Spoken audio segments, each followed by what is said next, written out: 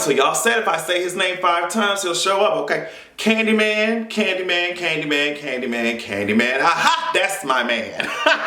Give me your wig. Give me your wig. Give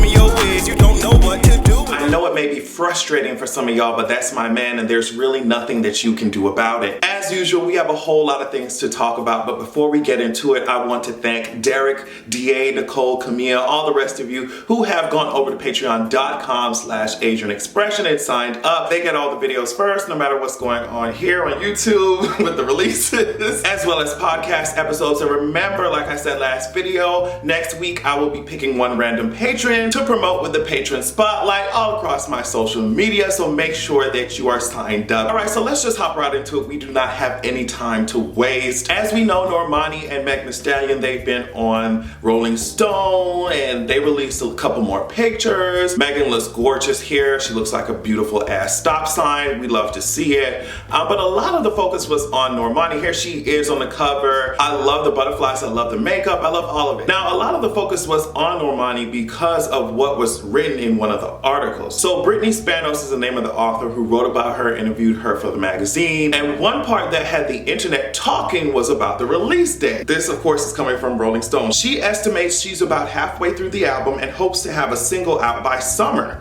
It is a monumental step for someone who spent 6 years not having any say in her music. So everyone was like, girl, are you serious, bitch? We gotta wait until the summer for a lead single? But it's okay, as anxious as we are, it's just like, make sure it's together. There are a lot, I mean, you cannot redo your debut album, so I understand taking that much time to get it done. But damn, the Normani stands are like, sus, we're waiting. We're waiting.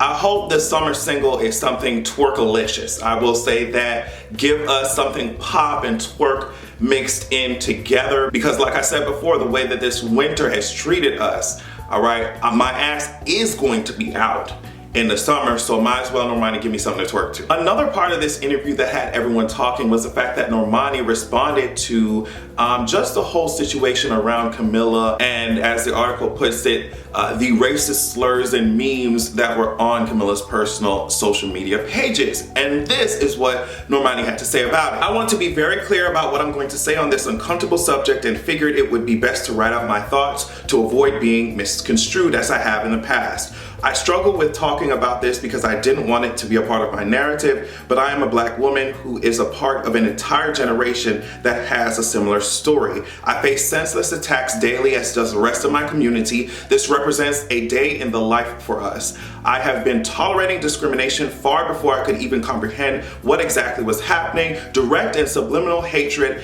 has been geared towards me for many years solely because of the color of my skin. It would be dishonest if I said that this particular scenario didn't hurt me. It was devastating that this came from a place that was supposed to be a safe haven and a sisterhood, because I knew that if the tables were turned, I would defend each of them in a single heartbeat. It took days for her to acknowledge what I was dealing with online, and then years for her to take responsibility for the offensive tweets that recently resurfaced. Whether or not it was her intention, this made me feel like I was second to the relationship that she had with her fans. And I thought that was a perfect way of putting it. She was definitely more gracious than I would have been. And I understand that she has a lot of things to think about, like publicists and a whole solo career, so she can't really be up there dragging the shit out of Camila, but girl, a lot of people are up here complaining, and I'm wondering why, when sis was definitely very just matter of fact. She didn't talk about the fact that y'all fave Camila does not have any type of stage presence. She didn't go there. All she just said was the shit was hurtful, but as usual,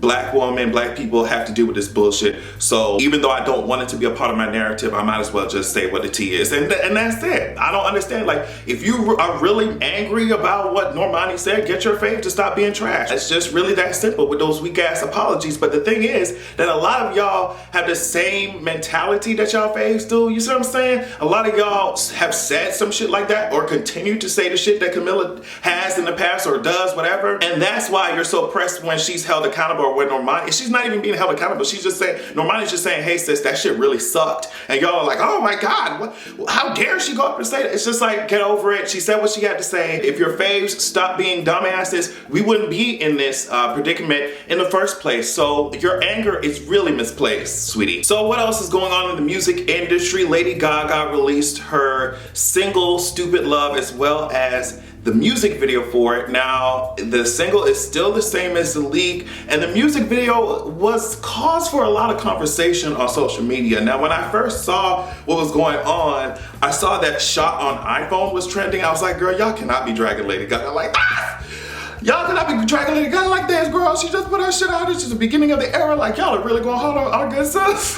But the thing is that if you look, at least at the time that I'm recording this video, if you look at the description box of her video, it says shot entirely on the iPhone 11. And I'm glad that was clarified, because when I first saw the teaser and then I saw the music video, I was like, something seems a little bit off about this. I don't want to sound like a hater when I talk about this, but I think that Stupid Love definitely could have been left on the album as like a cute little song to fill in the gaps or something. In my opinion, I don't think that it is as strong a lead single as I want it to be. Now, I get the vision, I mean, she even put this in the beginning of her video talking about, oh, the world is, you know, fighting and different tribes are at each other's throats. Very world peace, very artsy, hippie. You know, I get that vision. But compared to Gaga's other videos, I'm just like, damn, it's missing that, you know what I mean? In my opinion, it's missing that that Gaga usually serves us. She usually gives it to us. Now, I'm not saying this video ain't cute. It's really cute. It's cute, you know, it's fun.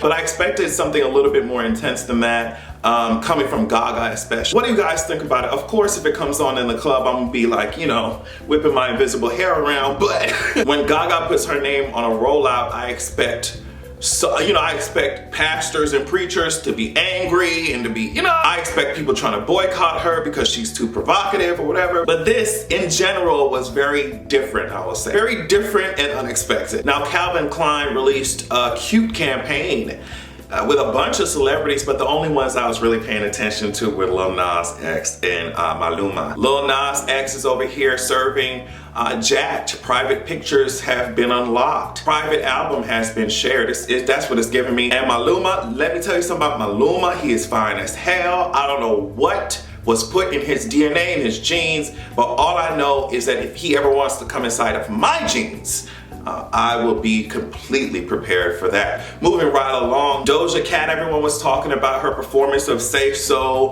on Jimmy Fallon, as well as her music video. I thought it was cute. It's very surprising that a lot of people haven't heard of this song. I guess that's why I wasn't like going as crazy as a lot of other people. I'm just like, I've been hearing this song. Like, what are y'all talking about? But Doja continues to eat the girls up when it comes to visuals, when it comes to performances. And she said, y'all ain't finna drag her about her wig no more, and that's just on period. She came out there, gave y'all a cute ass pink wig and said, shut the fuck up and deal with it. It's very interesting to watch the evolution of Doja. I mean, we're coming from Moo, and she, of course, she had songs and stuff before that, but her little Moo song was the first one that went super duper viral. And then to see her on Jimmy Fallon, that's crazy. And since we're talking about the music industry, Jimmy Fallon, all of that, Bad Bunny went up onto Jimmy Fallon to do some promo for his upcoming album entitled Yo Hago Lo Que Me Da La Gana, and that basically means like, I do what I want, or I do whatever makes me feel good kind of thing. And while he was there, he performed a song called Ignorantes. He used that time to bring attention to the fact that a trans woman was murdered in Puerto Rico. This woman goes by Alexa, so on his shirt here it says, they killed Alexa, not a man in a dress. So a little bit more about the story he's bringing attention to. Hip Latina says,